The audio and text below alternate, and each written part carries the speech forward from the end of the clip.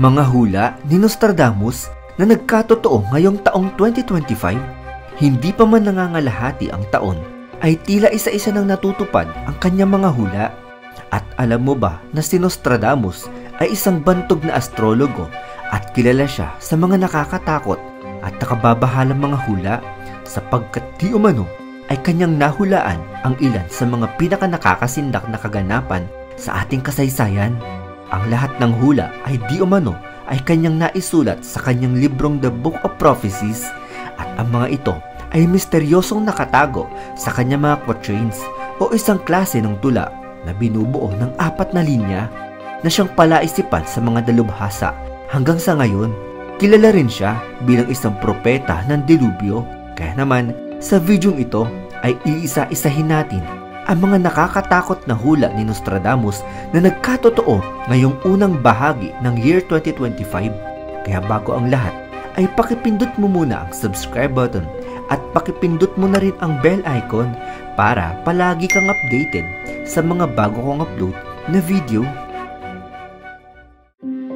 Number 5. Foreshadowing the Big One earthquake in Manila.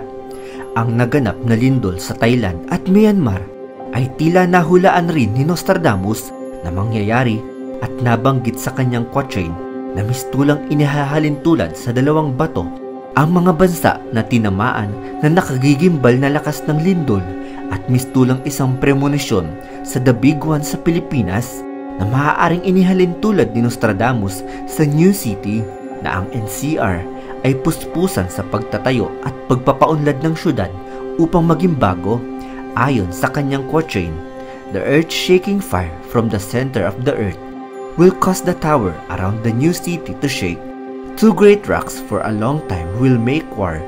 Then Arathusa will redden a new river.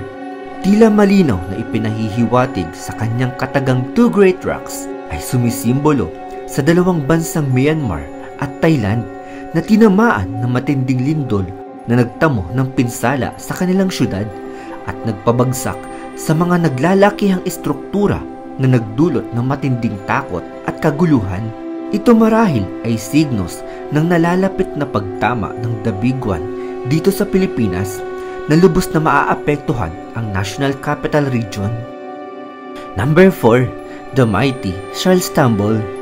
Ito ang pinakamainit na usapin sa politika na tila nahulaan din ni Nostradamus na magaganap sapagkat isang dating malakas na lider na bansa ang ngayon ay nililitis mula sa anino ng nakaraang administrasyon.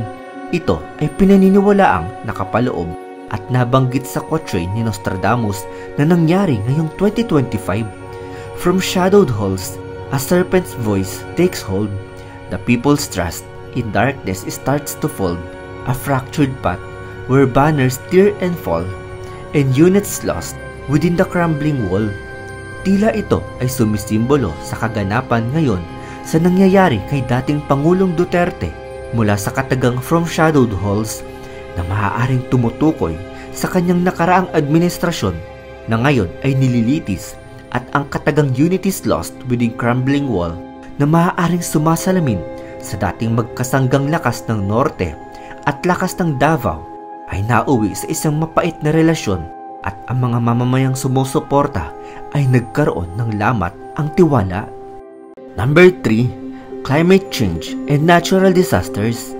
Alinsunod sa mga saad ni Nostradamus, nakitang-kita na ngayong taong 2025 ay makakaranas ng mga pambihirang lakas ng mga kalamidad ang hahagupit.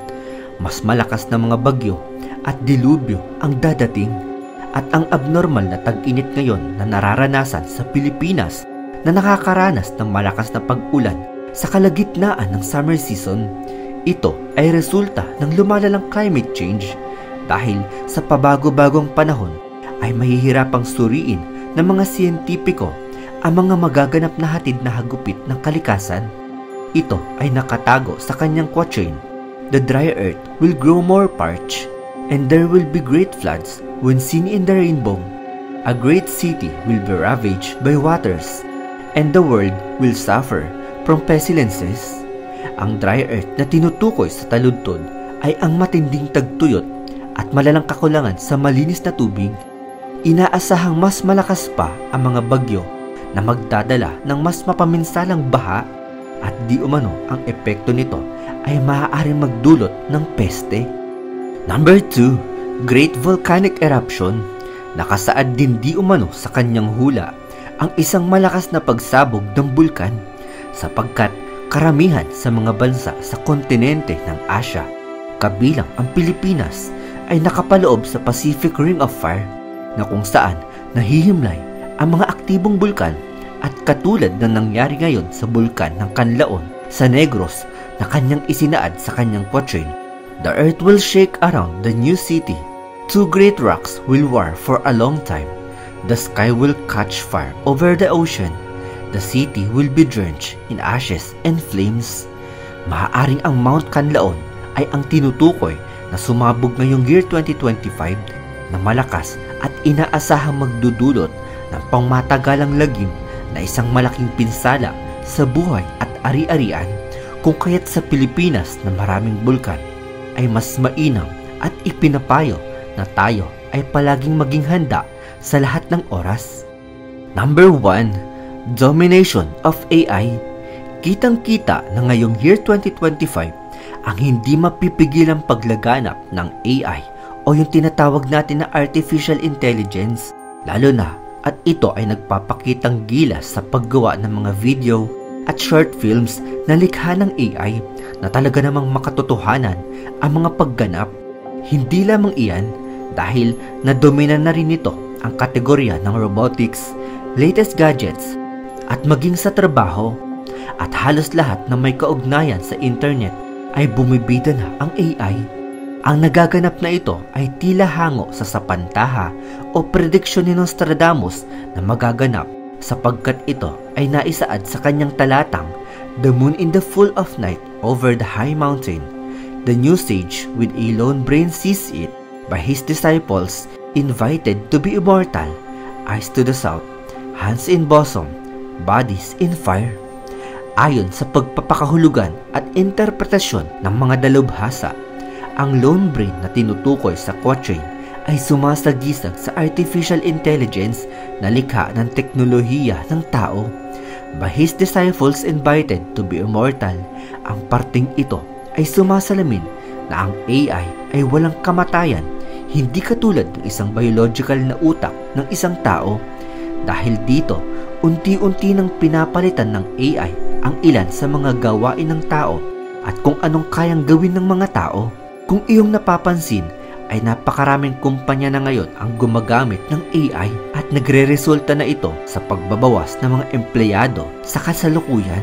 Mas mainam na ating isipin at unawain na ang mga ito ay tula lamang at ayon lamang sa mga tula na binigyang kahulugan sa nangyayari ngayon o sa kasalukuyan. Ito ay masasabi natin mga babala mula sa nakaraan na mula sa matalinhagang tula ni Nostradamus. Mas mainam na mas palaging handa sa anumang pagkakataon at anumang hamon ng buhay. Ika nga ng kasabihan, ang Diyos lamang ang nakakaalam ng lahat. Ikaw ka, ideya, naniniwala ka ba sa hula?